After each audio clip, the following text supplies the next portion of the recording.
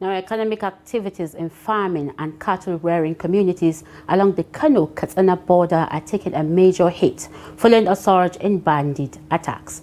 In at least 20 villages across Shanono and Tsanyawa local government areas, incidents of kidnapping, killings and cattle rustling have sharply increased. Trust TV's Abdulazeez Ibrahim visited the affected communities and reports that many residents have already fled their homes in fear.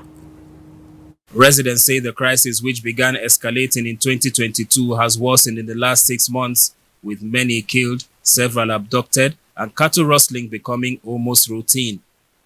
Farurua town and neighboring villages such as Yankwada, Ungwartudu, Yerlukwi, Santa Abuja, and Karo have endured this steadily worsening insecurity for years. Other heavily impacted communities include Gorunduse and Saure in Shanono local government area. They have been demanding money. By then, they demanded 15 million from one Alaja Haruna, and they were already collected the money there, which they get away his wife and one of his son. Yes, and he paid the ransom. So since that, they have been taking away the people. They explained that while attacks were once mostly at night, bandits now strike in the early evening, catching residents off guard. In Bodingawa and nearby villages, fear has become a way of life. Many residents leave the community at night, returning only at daybreak to avoid attacks.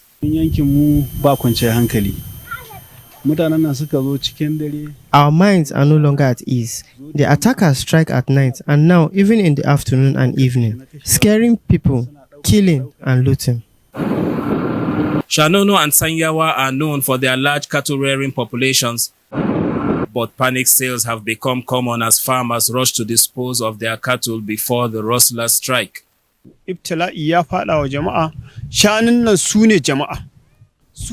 are in crisis. We depend on cattle rearing to survive, but they come into our homes to steal our cattle.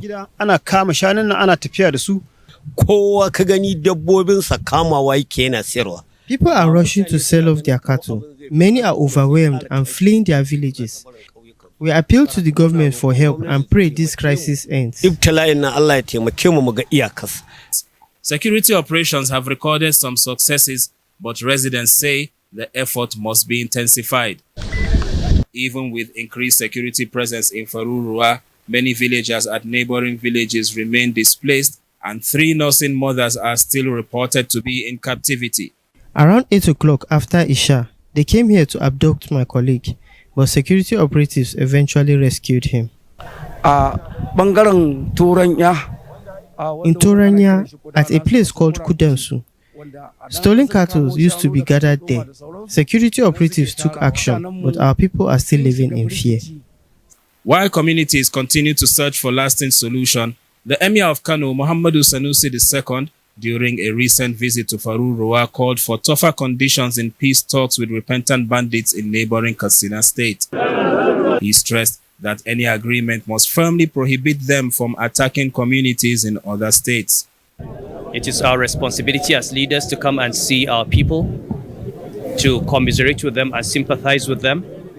And I came to reassure them that the state government is doing everything that it can, along with the security services. The governor has bought vehicles, the governor has provided resources.